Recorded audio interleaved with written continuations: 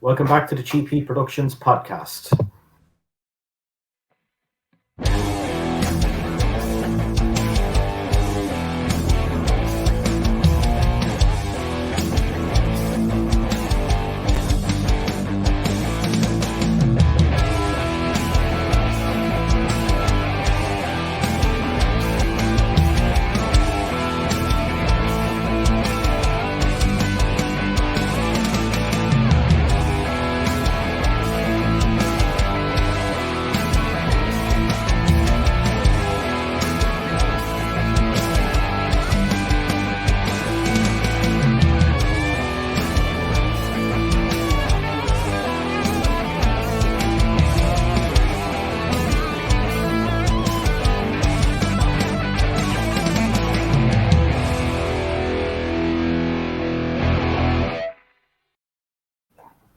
Okay, welcome back to the show, and I've got a familiar face on the screens that you will recognize from Tiger King 2. Mr. Ripper Jack, how are you doing today, man?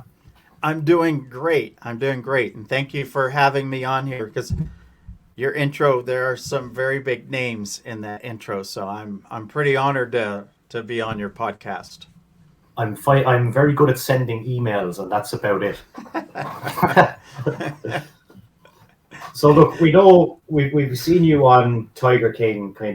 They kind of gave you the nickname as a armchair detective. So how did you become involved in kind of researching cases like this?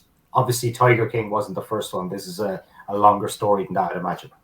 It is. Yes. There's been other cases and I've gone through the legal system as well.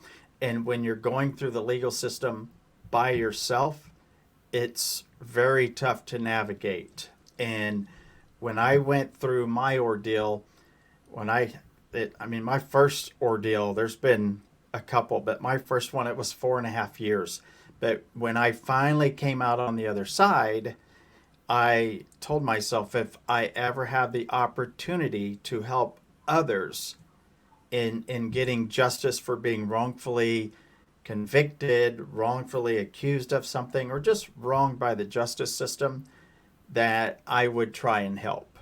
And so, I mean, it started, back in, I guess, the 90s probably with what happened to me. And it's a tough fight going against the justice system. And I was actually, there was a show on Netflix called Making a Murderer Yeah. 4 or 5 years ago. And I started making some videos and doing some work on that case where, I was involved with some people where we're going through files trying to find out how Stephen Avery was set up because we were under the belief that he was framed, and I'm still under the belief that he was framed. But I started making videos with that case, and I had a couple that did really well. I think one of them has 800,000 views, one of the videos that I did. Um, then I took a break, and in December of 2019, I kind of started up on another case on a college out of Kansas where I was told they were kicking students out because of the color of their skin. And I was like, what? So I started looking into that and the stuff I started finding out, I was like, wow, they are kicking students out because of their hairstyle or the way they dressed or because they were from South Florida. And of course, that was and is my opinion. But the ACLU actually filed a lawsuit against the college on behalf of four of the students that I had gotten information from, and the school settled that lawsuit within, I think it's 5.5 months. Wow. And as soon as that, matter of fact, the lawsuit was filed, and I was relieved because I'd spent 2.5 months, probably 16 to 18 hours a day, trying to find all the victims of this college. So once the lawsuit was filed, I was able to kind of take a break because I was like, great, like someone else can do this.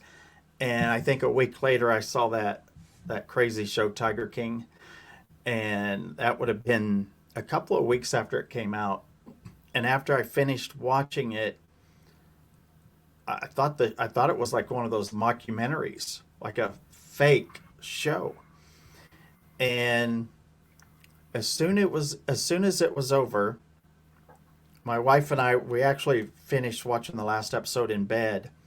And I looked at her and I said, "Do you think like this is real, or do you think it's a fake documentary?" And so I started going online looking up stuff, and I'd seen one of Joe Exotic's mugshots.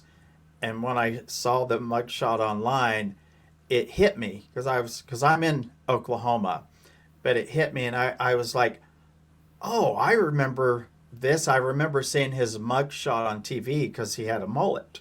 But I was like, "Oh my gosh, it is real." I'm like, this stuff did happen, and then just like blam, I was like, I wonder if they ever found Don Lewis. Like, I wonder if they ever found Carol's missing ex-husband. So I started looking online, what happened to Don Lewis, and there wasn't, like, you couldn't find anything. And I had just, I really thought there would have been a YouTuber out there that had been looking into it, because normally you'll find someone out there working on at least one case, where even if it's a small channel where maybe they have 30 subscribers, there's Mhm. always someone. But the show had been out for a couple of weeks, and there wasn't anyone that was actually doing like the armchair detective stuff. And I had sent a message to someone that had worked on the Stephen Avery stuff, and I was like, "Did you see this show Tiger King?" They're like, "Yes." And I was like, "You think we should start a research group on Facebook and try to get some people to help to find out what happened to this guy?" And um, the next day, she had sent me a message back saying, "I've started the group, and so and so and so and so are also in the group." And when I saw the other names that were in the group, I'd recognized the names from the Stephen Avery stuff. And I was like, "Oh, wow, like this could be something really good. Like we could maybe find something out." That was April 1st. And I think on April 2nd, I had Kenny Farr, his ex-wife. Kenny Farr was the handyman that was in the original Tiger King. But on April 2nd, I had his ex-wife on my channel interviewing her. And the stuff that she was telling me, I was just like, what? Because she told me that her husband came home with Don Lewis's van and the guns. And that wasn't in the show. She wasn't Mhm. in Tiger King 1. But once we got that information, man, it was just like every day there was so much more information coming in. And once we had that, we were able to call other witnesses and say, well, this is what we have found out, that there were these guns, and there's a police report to support that this stuff happened. And then we ended up getting Don Lewis's secretary and best friend Ann McQueen on the channel for an interview. And in doing that, we were able to start bringing in a lot of people into the research group. And then that allowed us to really start uncovering a lot of information in a short amount of time. So that's how it got started. Like anyone else, I watched the show. I just happened to have a YouTube channel, and I knew some people that could start a Facebook group. I mean, it I always told people back then that anyone anyone can do this stuff. I mean, all you have to have is a smartphone, really, Yeah. and with a camera on it. And if you want to help people, you can. But I mean, it wasn't any kind of long thought out process. It was, watch the show. It's like, nobody's helping this family. Nobody knows what happened to this man. Let's see if we can find out. That's how it started. Why do you think that there was no information about this online? That's a great question. The investigation into the case only lasted 2 weeks. And so if you don't have an ongoing investigation, the media is not going to really report on it. Now, the family had tried to do things. They were like trying to get media attention. They were doing interviews, and then they got threatened with a lawsuit by Carol. And when that happened, they were like, we don't have the money, to fight a lawsuit. Plus, these were like and I'm talking about the three daughters of Don Lewis. Yeah. They didn't have the money to fight a lawsuit, but also any money that was in the estate would be tied up because Carol had control of the estate pretty much because she had the power of attorney. And the advice that they got was, if you go against Carol, she'll drain the estate, and there will be nothing to fight for when the time comes for probate. So I think when the daughters were scared of being sued by Carol, I think they decided that they didn't want to be sued. And there was no one to go to the media and say, hey, we need to keep this story out there. Carol wasn't going to do it. She wanted the story to go away. Yeah. And like the importance though of the public, as you said, with the Facebook group and things like that, what do you think is the most significant thing that you got from the public throughout your time doing this?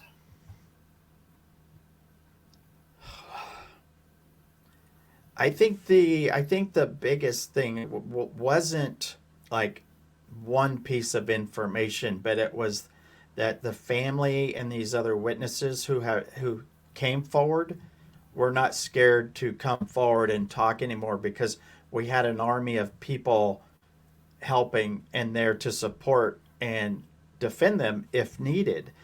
A lot of these witnesses told me, they're like, I don't want to come forward. Like, I don't want to be targeted by the sheriff's department or by Carol or by FWC, the Florida Wildlife, or FDLE. No, I think it's Florida Wildlife Commission, FWC. It's the people who handle all of the complaints for these exotic animals, because people would say that they would speak up and then a week later they'd get a visit from FWC, from the people, and these are mostly exotic animal people. So when you're speaking up about something and then you're getting your license threatened to be taken away, you don't want to get involved. You're like, look, I didn't sign up for that because, I mean, a lot of these people, their animals are their everything. Like, it's funny because I had of them tell me that I would rather spend the rest of my life with my animals than human beings. So if their animals are taken away, it's you might as well just kill them pretty much. Not physically but mentally. So I think the biggest thing we got was we had an army of people that would be there to support anyone that was being attacked. That was, I think, the biggest thing that we got out of it. Yeah. And how long did it take before you got in contact with Don's family about all this?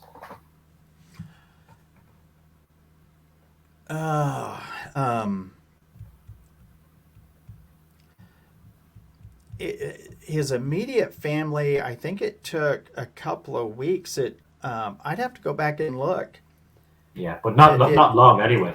It was a couple of weeks. Matter of fact, it could have been 2 years ago today, actually. Oh. But no, because it was no, it would have been. The pandemic has all my clocks fucked up as well.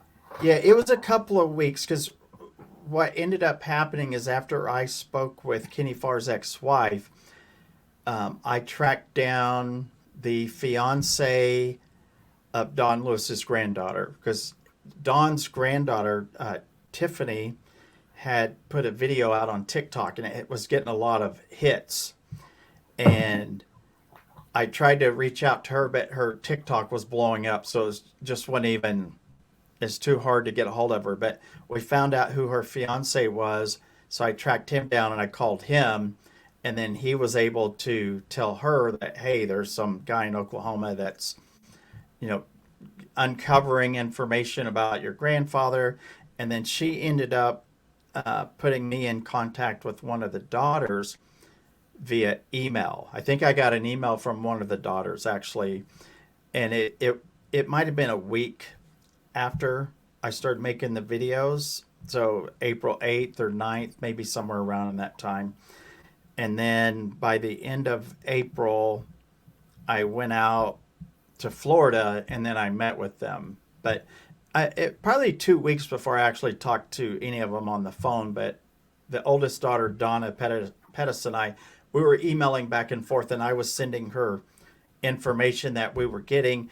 And then she was sending me files that they had from, when they were going through the estate and all of the things with Carol, and telling me what really happened, because Carol had one version and then other people had a different version. So they were telling me what really happened those days and weeks after Dawn went missing. But so it took a week probably to get in contact with the direct family.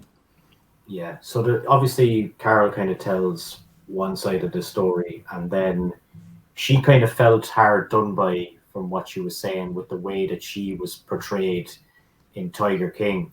But obviously with the information that you reckon that she could have been portrayed a lot worse if those details that you're talking about would have been public knowledge. I think everyone in the show in season 1 and season 2, everyone that I met and talked to, I think they were portrayed just exactly as who they are. Really? I yes. Oh yeah. Yeah, especially season 2. When I watched season 2, I was like, that's exactly how these people act in real life. But I thought everyone was portrayed just the way they are. I will say that I think actually Joe might have been portrayed in a better light than he really is. But I guess you have to have a good guy and a bad guy, and Carol was the bad guy. You can't have two bad guys. That wouldn't be any fun. But Yeah. no, Carol has her own version of events, and then other people have other versions which don't seem to match Carol's versions very well. And how did Netflix approach you about becoming involved in this project? We we had uncovered the donations, and I say we, I'm talking about the Facebook group. Yeah. We uncovered donations that the sheriff's wife's family foundation had been donating money to Carol for like the last 10 years. And we thought that that was a big conflict of interest. So I made a video, like if you're supposed to be investigating someone and you're donating money to their nonprofit, then you should pull out, because that's a conflict of interest. So I made a video about the donations and the conflict of interest. And I think it was the day after I made that video, I got a call from one of the producers asking me, like, how long have you worked on this case? And I was like, 2 weeks. And, and they're like, no, really, Right. how? Yeah. So like, really, no, how long? I was like, really, just 2 weeks. And I can't remember if it was, I think it was her, but it was someone from there to ask me, like, how are you getting all this information? And I said, I have a group. Back that time, there's like 200 people in the Facebook group, but they were serious research type people. So Yeah. I had, I just told her, I said, we have 200 people basically working around the clock going through anything that's online, court files, and we start going through donations, and they pulled this up, and then I gave them some other information that I had not made videos about that I had, and They just said, well, if you ever go to Florida, would you let us know so that we could film when you're there, so we can kind of film to see what you're doing. And I was like, sure, yeah, as long as it doesn't get in the way of anything, or as long as everybody is okay with being filmed that I'm talking to. So Mhm. um, I think I went to Florida like a week later for 3.5 weeks, and they filmed almost every day that I was there. I think I counted it up. I think they filmed a total of 46 days over the time that I was there. They have a lot more footage than what was in the show, and I don't know what they'll do with it. Hopefully, they'll do something with it, because there's some really good information that they got, and a lot of that stuff we were worried that if the show came out and this information is in there, it's going to hurt the case. So there Yeah. was a lot of things that were like, don't put that in the show. Like, this would, if this information came out, it would hurt Mhm. the case that has been built for this family. But yeah, it was just Yeah. a phone call. Someone that I had interviewed gave the producer my phone number, and they called. And then every time I went to Florida, I let them know, that I'm Yeah. going down there, and they'd be there with a film crew. Carol was able to tell me when I had her on. I had her after season one, and she knew. She pretty much referred to what was going to come out in season two to me. So she knew. I don't know if it was a legal thing, because she obviously signed the contract, and I'd imagine the contract read something like this: if here you're signing your Tiger King contract, if there's any unlimited episodes, movies, whatever made about this, you're going to be in it, and that's it. And I imagine she just signed the dotted line. Is that what happened? Because she tried to get herself removed from this, but obviously the release form didn't. Like with release forms, like you have to really thoroughly read them. This wasn't going to be a once-off thing, and I don't Mm-hmm. think that she probably thought that she would be portrayed the way she was. Yes. One of the things about these shows is people don't understand that. Well, I'm trying to say this without offending anyone, but a Yeah, lot of times people don't see themselves the way other people see them on TV. Now, there is editing sometimes that can be done to make someone look really bad, but a lot yeah, of people don't see themselves act certain ways.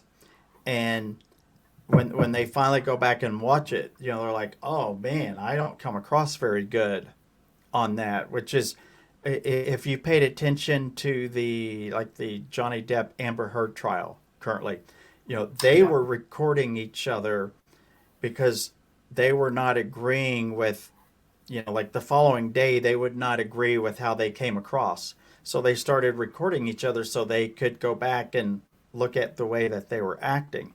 So a lot of people don't understand that, you know, you act a certain way and you don't even realize you're acting bad or that way until you Mhm. go back and watch it.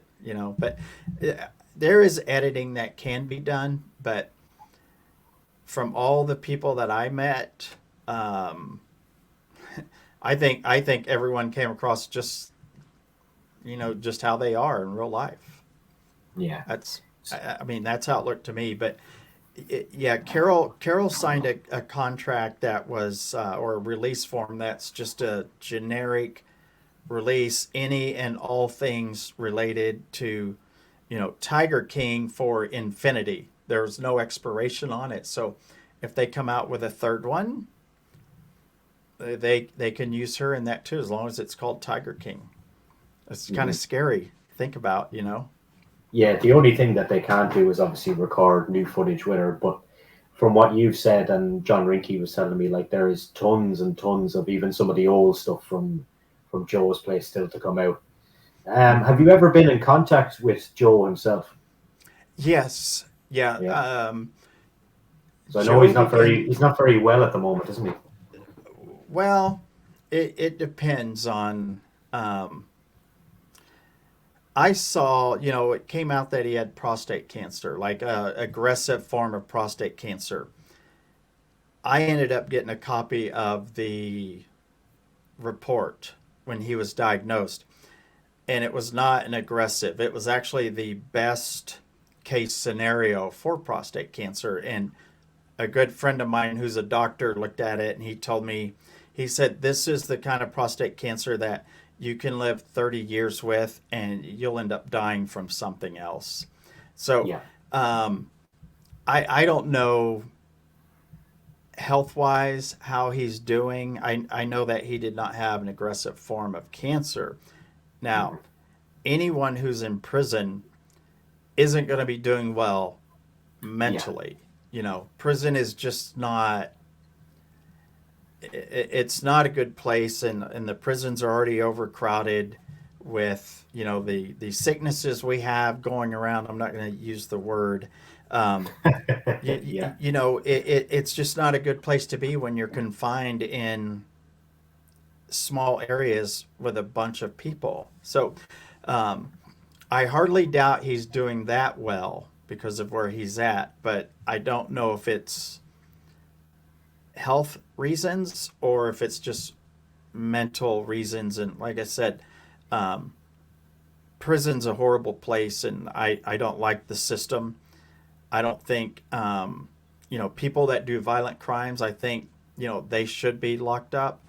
But people who did not do violent crimes, I think there's better options that we have as humans to do. But yeah, I mean, I can't imagine he's doing well there, yeah. regardless. So he was like the most famous person on the planet, and he's stuck behind bars like an animal. I mean, that has to really hurt mentally, emotionally. That'd be a tough thing to deal with.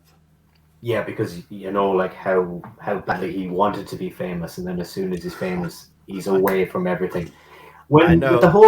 with the whole Donald Trump pardoning Joe, was that all just bullshit hype that was never going to happen? Because John Rinke told me, and this is John's theory. I don't know if he's told you this before. That he reckons that Carroll paid Trump to not pardon Joe. All right, here's what I know about it. Okay. Now, normally you don't want to. The pardon is like last case thing you ever do. You want to use all of your appeal processes first. You want to try to use everything you can in the court system, and then when that doesn't work, your last resort is a pardon. But in this case, they tried the pardon first, and from what I understand, it was filed, and 3 days later, it was rejected. Now, even, and I knew, well, I'd heard it had been rejected from a really good source. But even when they were taking the trip up there talking about getting the pardon, all that, I already knew it had been rejected. So, I did a live stream on Trump's last night knowing that Joe wasn't going to be pardoned because it was rejected 3 days after it was filed. But they didn't put that out there. Because if you put that out there, then the media is not going to report on it, and the people aren't going to get behind you because the story is already over.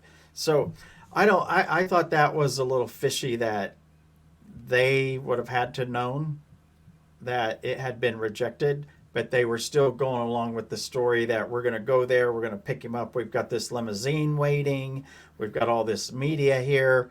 We're in the back of their heads, or they know it's already been rejected a long time ago. So, Mhm. um, yeah, I mean that was to me it was a little it was great marketing. I mean, if you want to get attention for your client, they did a wonderful job with that. But I mean, can you imagine if the public, all of the people that were donating money trying to help him get a pardon, if those people suddenly realized that it had already been rejected, I don't think they'd be very happy with something like that. But that wasn't my deal. That was Yeah. someone else's deal. But um, yeah, I knew he wouldn't get pardoned, and he's not going to get pardoned from Biden either, because he's already turned against Biden and said bad things about Biden. So you can't say bad things about these people and then And turn expect a around and ask favor. them. Exactly. Yeah, you can't burn those bridges. And I get it. I mean, Joe's very frustrated. He's locked up. He doesn't think he should be there, and the people that are communicating with him, that are putting these things out that Joe's saying, they should take a step back and go, do we really want to put this stuff out there? Because it's gonna hurt us in the long run. I mean, I've seen things being released that, I'm just like, I cannot believe they put that out there, because that it's going to turn most of the public off, and he's going to lose support. But that's not my deal. Hmm. In terms of laws and legalities and stuff in the states, and what you're kind of doing is kind of, I suppose, an independent investigation. Did you have any crossovers with law enforcement over there about your findings, or do they want anything to do with it? Yeah, I did talk to them. I met with them one time, or I went down in their office and talked to them about stuff. And it it I was kind of suspicious at first, because I had made videos, and one of the things that I said is, if you're going to investigate the case. Don't act like you're investigating when we know you're not. And that rubbed them the wrong way. So I knew that they didn't like me. I'd stepped on their toes. But I mean, they had 20 years to look into this case. But I did meet with them, and when I met with them, I gave them three items, like information that I had, and they involved witnesses. And before I did that, I told the witnesses that, hey, I'm going to give the sheriff's department this information, and I'm going to let them know, you know, what you've told me and the documents that I have. And I want you to call me after they call you to follow up on it. And they didn't call the witnesses, and they did not call the witnesses, and they did not call the witnesses.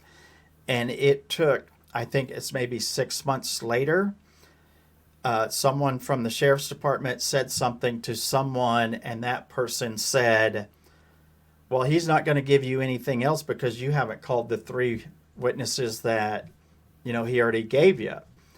And I think a day after that, the witnesses got a phone call from the sheriff's department. But at that point, it told me, I'm like, they're not doing anything. They don't care about this case. If I'm giving them information about, um, let me give you a hypothetical.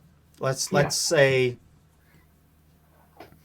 Don Lewis's cell phone was recovered, and the witness came forward and said, I got the cell phone, and this is blah blah blah, and I give this information to the sheriff's department, and they don't follow that up and call the witness to try to get the cell phone.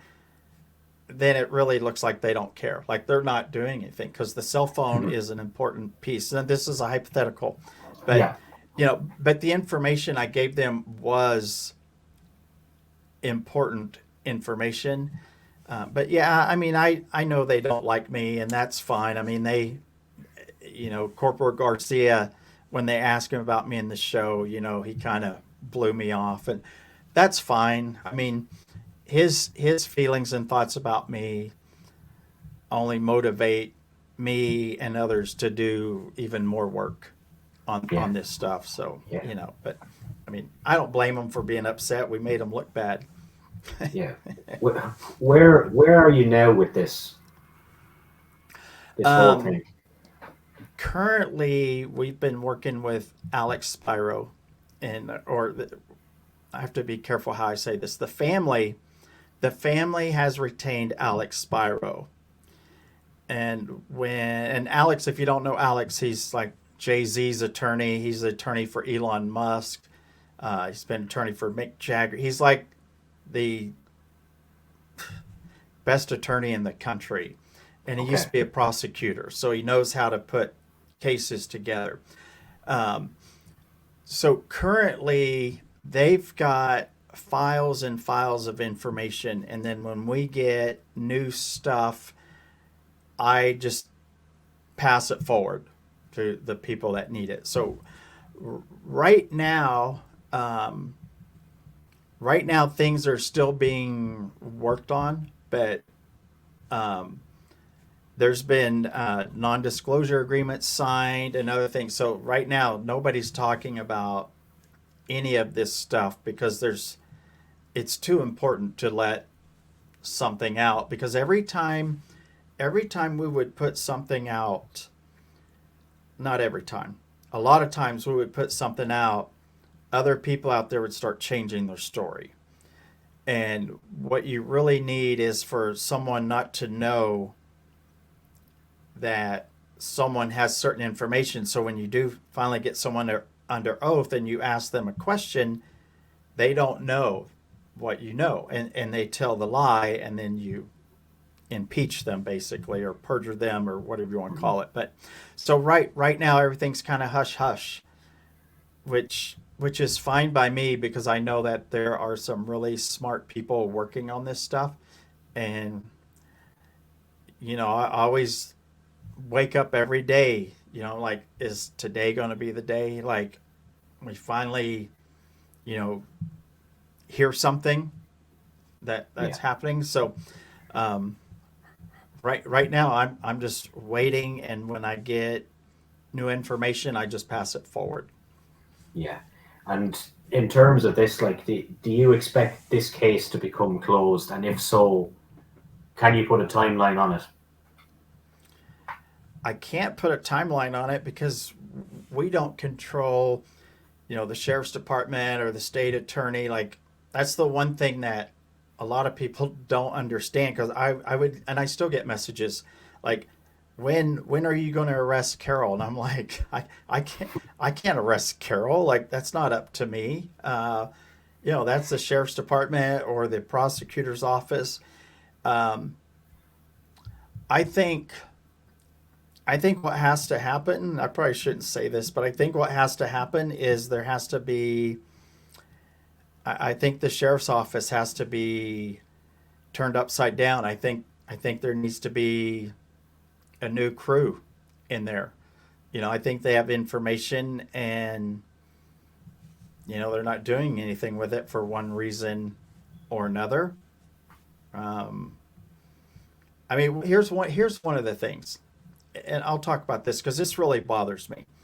In talking to people about this case that have the authority to do something, one of the things that they've said is there's not enough there for conviction. There's just not enough there for conviction.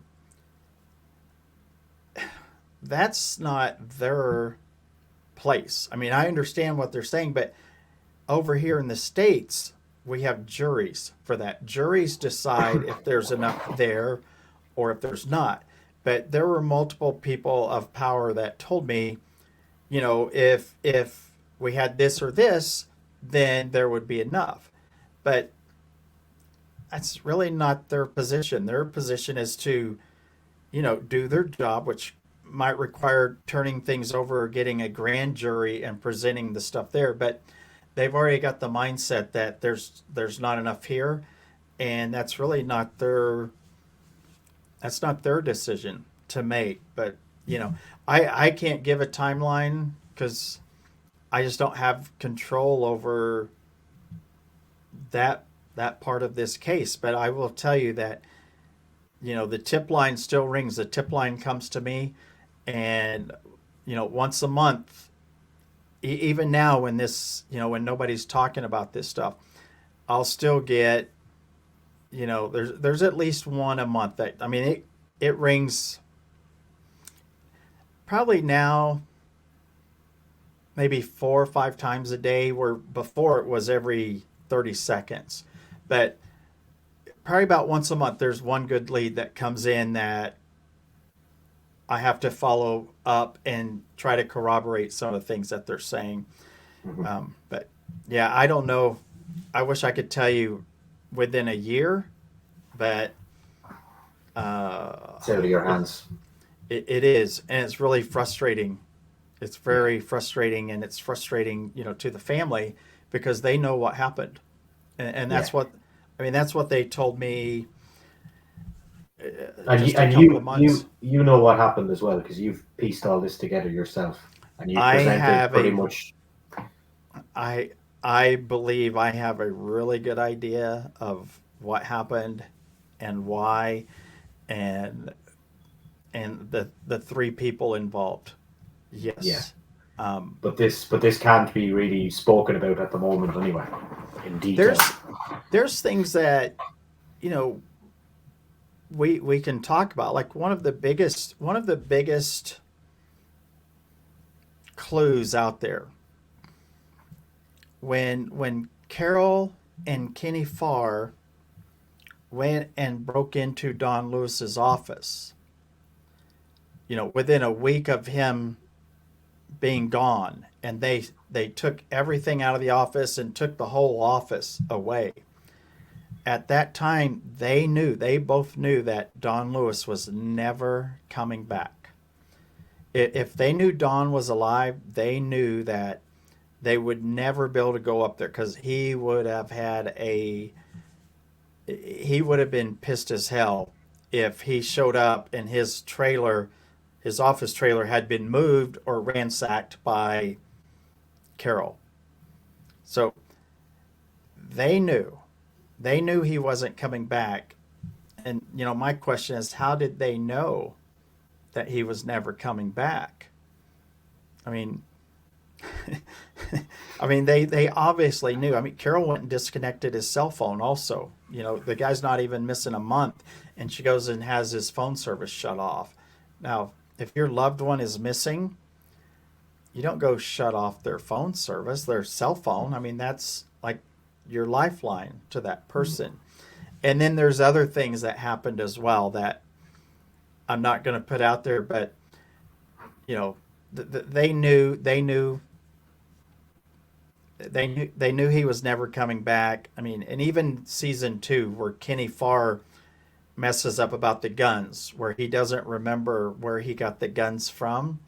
Yeah, That's a pretty big mess up. He said, "Oh yeah," he's talking about how great Don's gun collection was, and then he couldn't remember if Don gave him the guns or if Carol did. Come on, Kenny. yeah. And in terms of, like, say, the piece of information you talked about there with the cell phone being cut off after a month, is that something that you discovered yourself?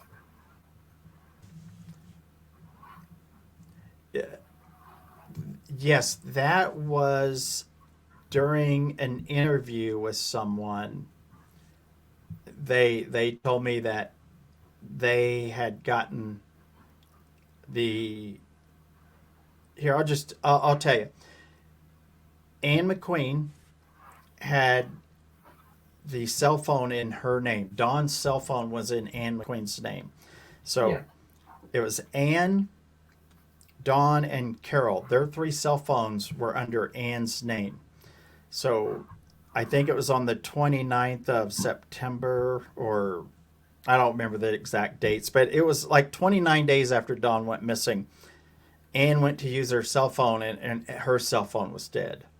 And she ran down to the phone company to find out, like, my phone's not working, what's going on? They're like, oh, it's been canceled. And she's like, what? It's like, yeah, this lady came in, and it was Carol, came in and canceled the service. And so, yeah, Anne gave me that information when I was doing an interview with her. And of course, I didn't know, like, I hadn't known that before because it wasn't stuff that was out there. But, when she told me that, I'm like, I mean, that was the joke. I came back home to Oklahoma and went back to Florida. And my wife, when I was leaving, said, "Don't worry, if you go missing, I won't disconnect your cell phone."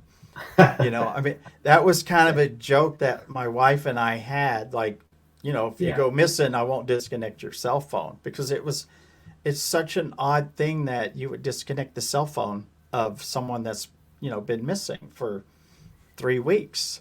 But as soon as Carol got in the court system, she was ruled the, I guess, controller, or she got the power of attorney thing or whatever. But as soon as she got that, she went from the courthouse right down to the phone company and had it shut off. That was the very first thing she did.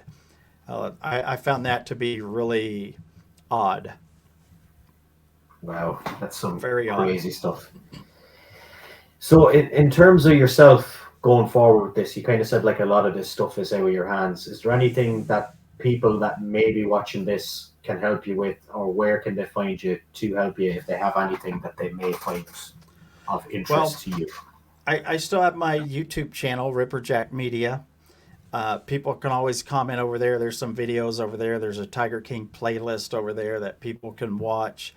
Um, in the future, I mean, we did have, you know, we raised $100,000 for a reward for information leading to the arrest and conviction of the person responsible. So we did have a lot of people that helped with that, obviously, because we ended up getting an anonymous donor, um, which fulfilled the rest of the reward, which was awesome. But we've kind of talked about doing another one to increase the reward amount to a bigger number Hmm. and to see if we can get someone, you know, someone to come forward with,